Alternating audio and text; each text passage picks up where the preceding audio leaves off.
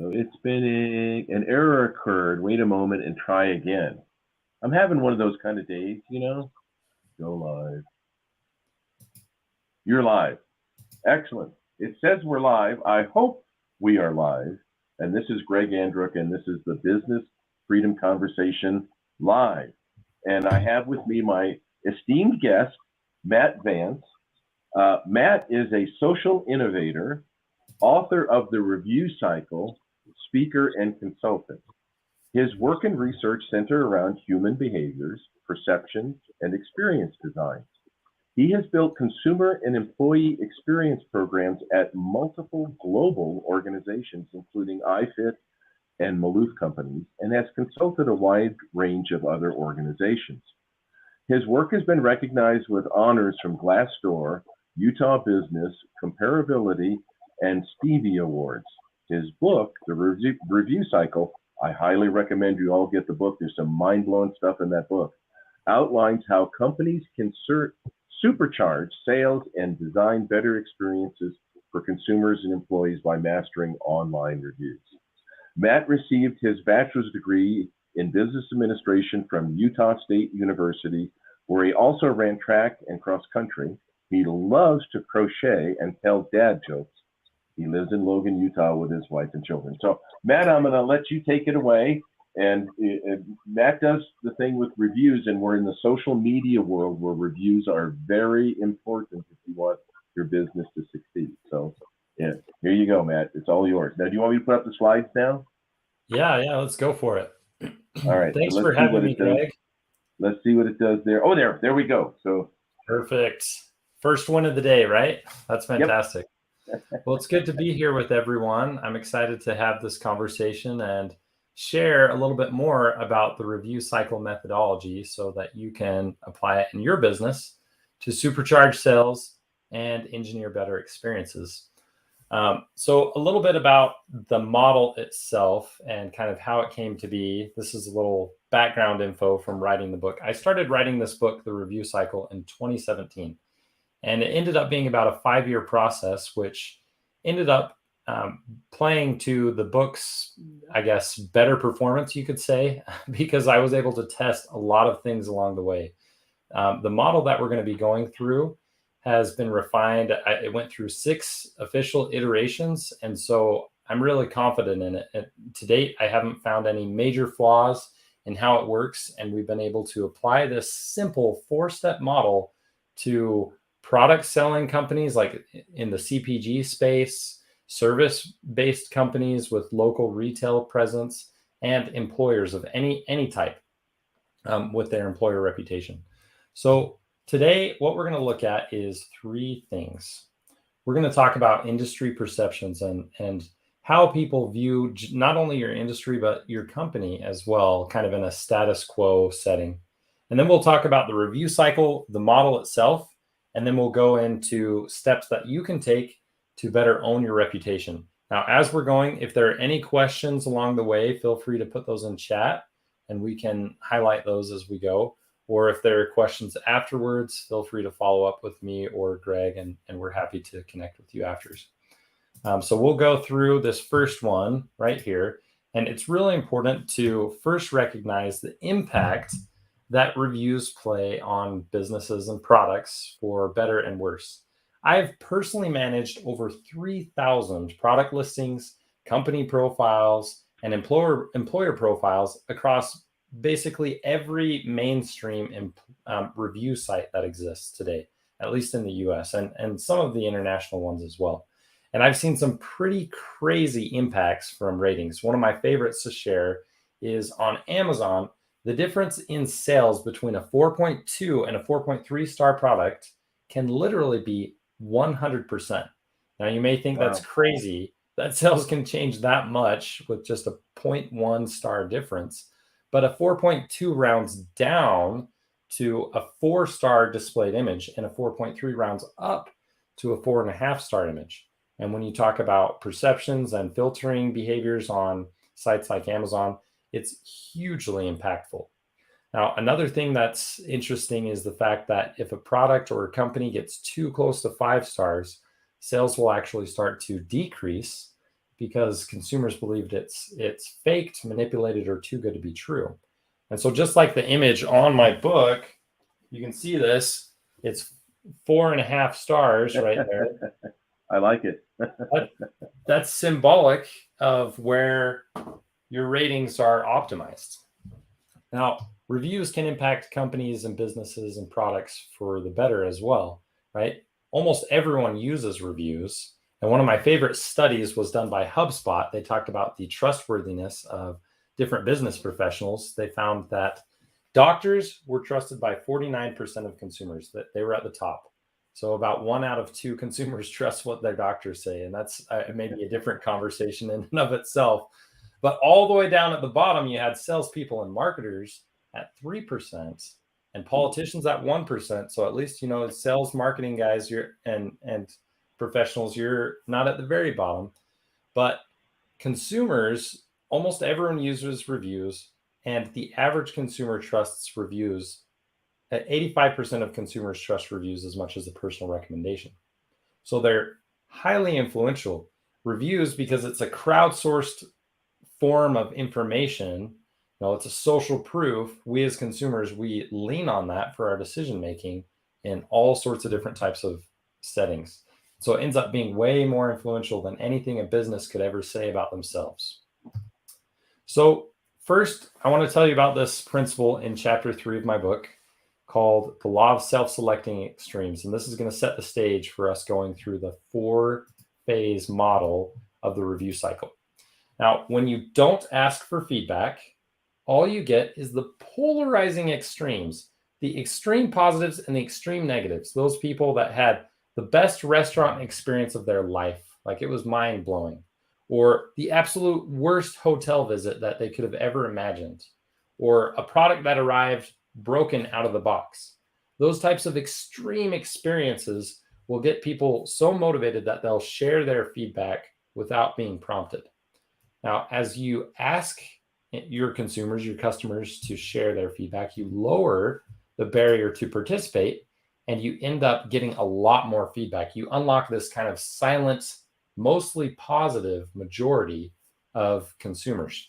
Now, as you fine tune the ways that you ask for feedback, you unlock even more feedback and you can get more representation from consumers about the product or service experience. Now, what I've seen firsthand many different times is that just asking for feedback, not even changing anything about the product or service, is the number one thing you can do to increase your star ratings. When I was at iFit, a global fitness manufacturer of Proform and Nordic Track and other fitness machinery, the Google profile was at, I think it was about a 2.0 star rating with about 150 reviews. I didn't change a single thing, but one of the first things I did when I got there is we turned on an email request to people purchasing online directly from us, and we asked them for a review. And within a matter of just a couple months, we were all the way up above 3.5 stars. And then within 6 months, we were over 4 stars. Nothing changed about the product or service. It was just that we were asking and we were getting a more representative sample of what consumers were thinking about the experience. So really, all this feeds into this principle of perception is reality. We as consumers, we look at online reviews, and those reviews shape our perceptions about products, about services, about companies, about employers. And that's what directly influences our decision making. So it's critically important, whether you're a business owner, an entrepreneur, a marketer, an HR professional, you need to care about your online reputation because it's directly tied to sales. That's a very important point. So all of those things are very important because your ratings end up being a gate, essentially, that's either blocking people from ever even investigating or considering your offering, or opening a floodgate, per se, to have lots of people considering it. So let's talk about this model, the review cycle, and what it is and how it can help you very purposely increase your sales and create better experiences for your customers. Now, in contrast, there's old school ways of thinking about sales. And right here we have 2 different sales models. The first is the IDA model. It's just a basic awareness funnel from attention all the way to action or purchase. And it ends there. It's like, oh, okay, so people think about buying something or, going on vacation somewhere and they're looking at hotels. But then once they've decided, that's the end of mapping out the customer experience. This hourglass model is a little bit newer, and it talks about how the experience continues after that point of decision making, and you want to build brand advocacy. But the issue with both of these is that they're very linear in nature, and they're not really reflecting the true experience that's happening for us as consumers online. We look at stuff over and over again online. And so it really needs to be cyclical. It needs to be a model. And that's where the review cycle is different. So I'm going to talk first about the stages of decision making, the 4 stages of decision making here, and then we'll talk about how you can influence those behaviors. So the first one is consideration. Think about this for yourself. You're a consumer. The first thing you do is you decide to consider a purchase. You say, hey, I'm going to buy a vacuum.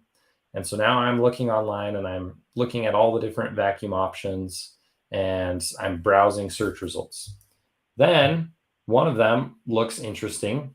And so I engage with OGC. That's organizational generated content. That's the branded content that lives on the product listing or the company's website. So now I'm looking at all this, information that the company has put together about their vacuum. It looks awesome. And now I want to validate my decision. And so I'm going to look at the reviews and the Q&As, and I'm going to watch an unboxing video on YouTube. I'm going to see what social media influencers are saying. I'm trying to see what the online community says about this vacuum to help me feel good about proceeding and purchasing this model. Now, if I find things that I don't like, then I'm going back to number 1 and it starts over. But if I like this vacuum, then I'm going to proceed to purchase it. And then I'm in the post-decision experience. That's essentially what's my actual experience with the vacuum, with that product directly. So those are the 4 phases that we as consumers go through when we're deciding what to buy, where to eat, and even what jobs to apply for. The same sort of thing happens with job searching, right? You want to apply to a job, and then you're going to go browse the different career sites and profiles on Glassdoor and Indeed and the other sites. And then you go to apply for the job. And that post-decision phase represents your entire employee experience with the company. So that's great. It feels pretty logical. It makes sense. But how do we as companies influence the behaviors of consumers at each of those 4 cycles so that it turns to our good? That's where we talk about the elements of owner influence. So the first one, now you'll notice right away that we're looking at phase 4. It very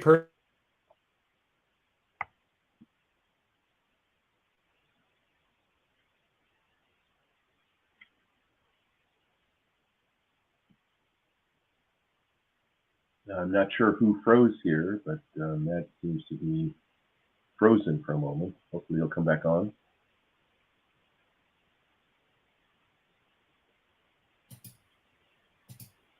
Okay, I think we just froze for a sec. We're back. There we go. You're back. Okay, fantastic. Sometimes you just got to take a little chill break for a second, right?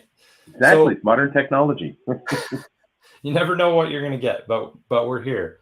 So you need to start focusing on these 4 phases backwards. And if you think about this logically, we have to ask for reviews from people who've had a real experience with the product, the service, or the company first before we can do anything else. Because if there aren't any reviews online, there's nothing to manage. There's no user-generated content to consider at that point of purchase on the product listing. So we have to ask for reviews. Now, in the book, in the review cycle, I talk about some very specific strategies of how to get more reviews. One of my favorite ways is to understand the way that consumers behave and what gets them motivated to share their feedback online. And I went through a whole bunch of different studies, and I even did some of my own research across thousands of reviews and found that the number 1 most common reason why people share reviews is to give back to the community. People feel like they've received something, they've benefited from reading online reviews, and so they want to pay it forward. The number 2 reason was to share one's opinion. People like to be heard. And so if you can speak to even those first 2 things in the way that you're phrasing your review requests, you're appealing to those pre-existing behaviors and the ways that people are already deciding to share feedback. So the next thing that we need to do is we need to respond to reviews. Now that's coinciding with the UGC phase 3.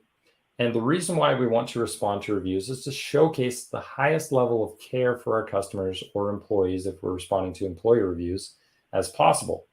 This helps turn a negative review into something that can actually increase purchase intent. I've seen situations where another person will comment on a review, and not all profiles allow for comments from others, but some of them do. And I've seen situations where another person will come on and comment and say, man, the company is responding to all the negative reviews. And, even though this is a negative review, this is what convinced me to buy, because I feel confident, like they're taking care of people. And so if I have a bad experience, I can have confidence that they're going to take care of me as well. Now, also in the book, I've got an entire chapter dedicated to specific strategies to enhance this very unique form of public showcased communication, right? It's not a one-for-one communication. Responding to public reviews, it's not chat, it's not email. Those are both one-for-one wins or losses. But when you're responding publicly online, it's a one-to-many environment. And so you need to take it seriously. Now, on the teams that I've led at different companies, we've tried to hire expert, experienced writers, people who have a lot of experience with grammar, with phrasing, and with different things, but they always get trained on this very unique strategy that's in chapter 4 of the book. But you don't have to be an expert writer to give it your best effort. And the book will give you a lot of tips to make it easier to respond and give you more confidence to respond to any review. Even if someone's straight up lying in a review, there's some tactics for discrediting negative reviews and setting the record straight, which is very helpful.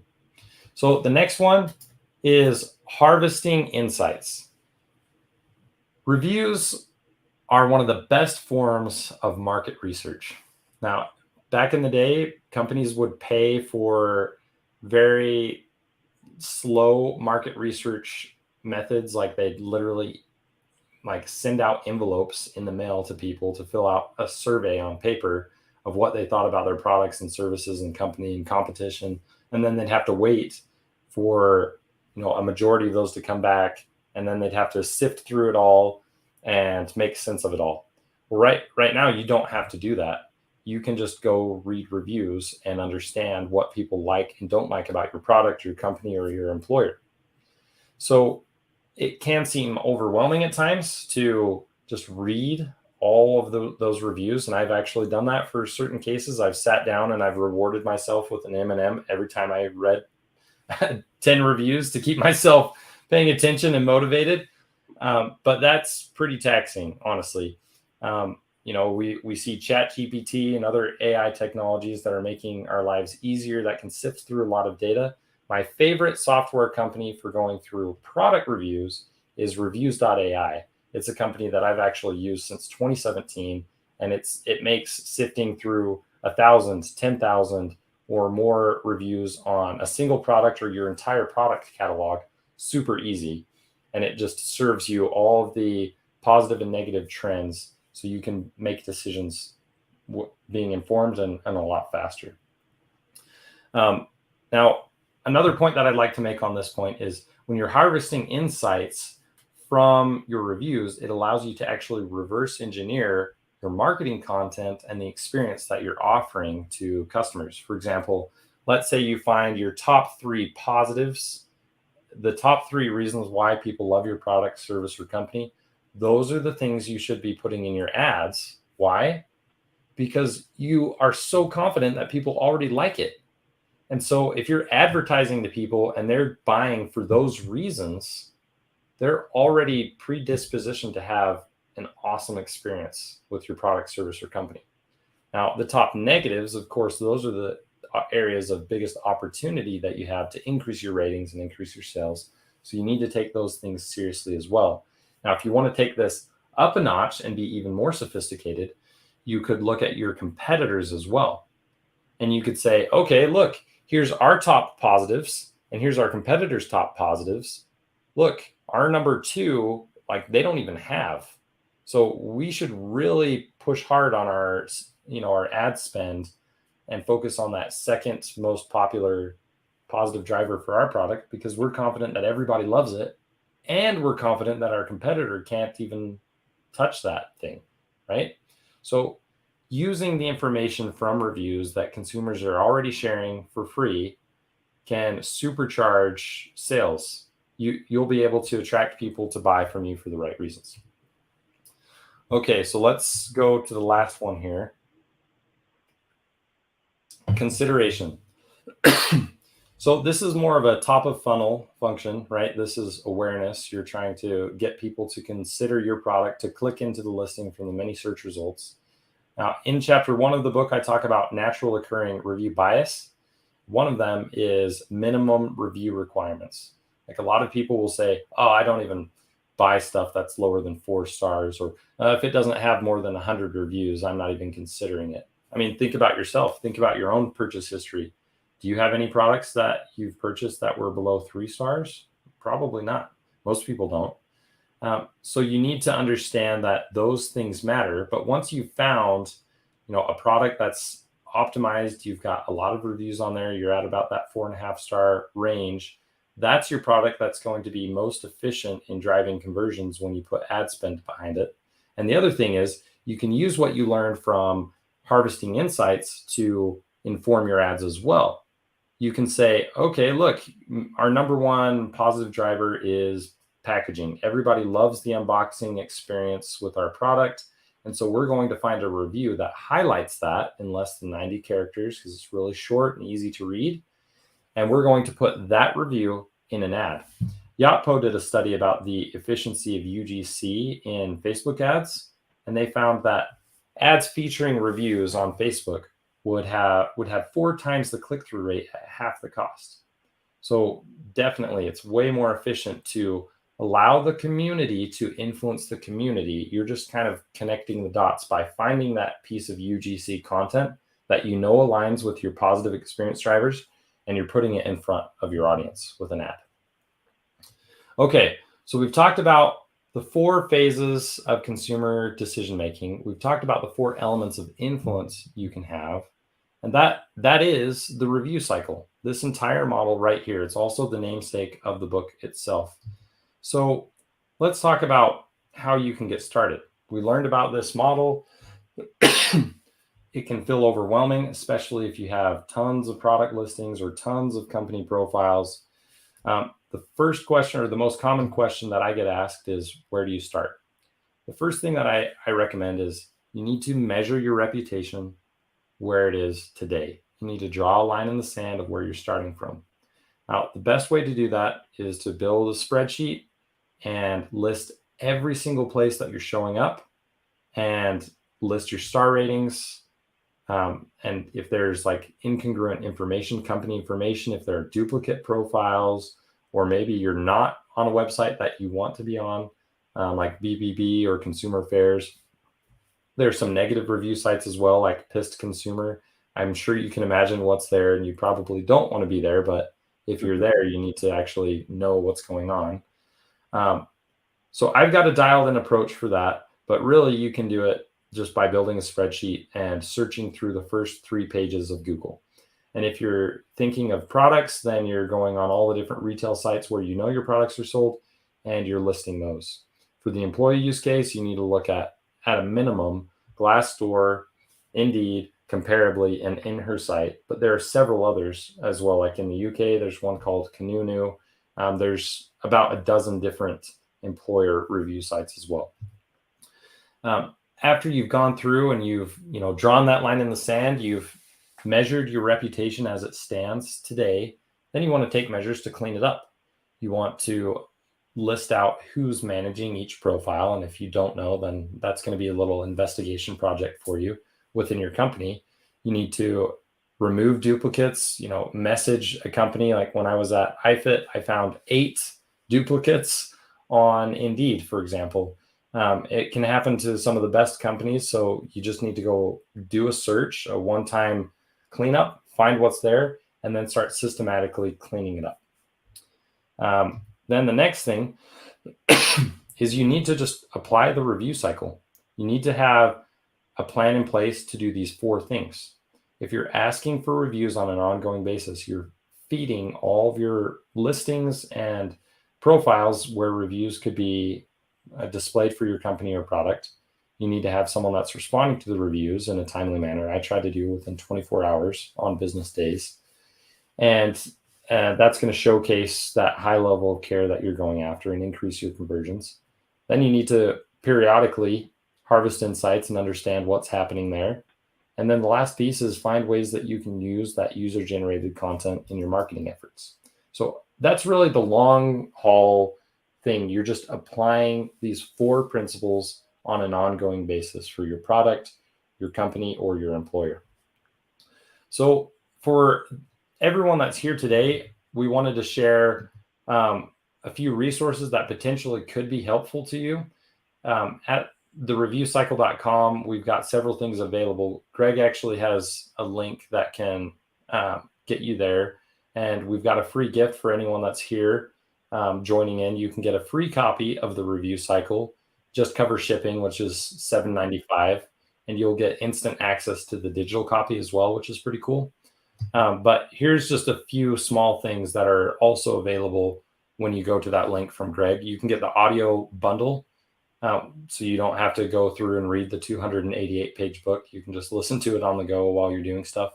And it also includes an interview with me where I go through some additional behind-the-scenes thoughts around the book and tips and advice. There's also a reputation Kickstarter kit that I've put together. This is essentially my own templates for doing that reputation audit. I go through 3 different use cases: a brand reputation audit to see how your company's showing up, a product review audit, so doing the same type of principle-based discovery on a single product, even if it's across multiple retailers, reading reviews and identifying the top positives and negatives. And then we also have a culture perception audit, which helps you identify the top positive and experience drivers for your company culture across sites like Glassdoor, Indeed, Comparably, and InHerSight. And then there's a couple other bonuses, including the overview that takes you through a very simple, easy to follow step-by-step guide to kickstart your reputation. And then the last one is you can also get in the monthly live coaching classes, which is available there with me as well. Wow. Big one, though, this is the last slide. Just yesterday, we officially launched Mobrium, which is my software startup. And it's a SaaS offering for everything employer reputation management. So all 4 of those things that we talked about, asking for reviews, responding to reviews, harvesting insights, and marketing with reviews, Mobrium is simplifying that and streamlining it for the employer use case for Glassdoor, Indeed, Comparably, and InHerSight. So essentially all those different places where your employer reputation is being measured is now centralized in a single dashboard where you can manage everything. You can put review requests on autopilot by just uploading an employee list. You can have a central inbox for responding to all comments across all sites. You can harvest insights across all of those profiles and then easily identify reviews that can be good for your career page and job postings and other things like that. So that's the presentation. If you want to connect with me, there's my info right there. But it was a pleasure being here with everyone. So thanks, Greg. Thank you, Matt. Yeah, this is all great. I'm going to make all of these links available now for my constituency out there. What Matt does, particularly with Mobrium, is really critical. So I'm a member of NFIB, National Foundation of Independent Business. I'm a member because they survey constantly. They do a survey every single month. And since the pandemic, the inability to get qualified employees has been trading back and forth with inflation as the #1 problem. And that's in the mid-30s, like 35-36% one month will say inflation is the big problem, 35-36% the next month will say oh, it's not being able to qualify employees. But here's the key data. If 1 out of 4, 25% of small business owners are reporting that they are getting no applicants to their job ads. And if that's you out there, that's your review cycle. You need to jump into the review cycle and figure out why nobody's responding in a market when everybody else is hiring. All this is going to be available. We didn't talk about this, but in the book, there's a thing called what, Matt, the 3QPD. It just blows me away that if you follow the steps about this 3QPD, and it's if you respond to 40% of reviews, not 35%, not 45%, and you do it in the way Matt prescribes, your sales will double. And I think when I looked at the pieces of it, I thought it's because you're going to recover all the people that were passing you by if you follow these steps. So this is a money-making thing. Check these links. This is going to be posted up on my feed. I know when you watch the video, it's going to be available because we get 3 times the number of people watch the video than see it live. And all of this is going to be available. Mobrium is a big moneymaker for you, because if you can't hire a blue-collar worker, then you're not servicing somebody or making the product that you sell or whatever, and that's costing you revenue, which costs you money. Matt, wonderful presentation. Thank you very much. This is fabulous data. We live in the social media world, and a lot of problems can be fixed right here. So thank you all for coming to the Business Freedom Conversation Live. I'm going to end the broadcast now. It's going to be available on my YouTube channel, which is Greg Andruch, Business Freedom Conversation. It's going to be available on the feed in LinkedIn. It's also going to be on the Power and Performance Coaching page. So thank you all. I thank you for watching. I hope you really enjoyed this. It's super valuable information. Thanks, everyone.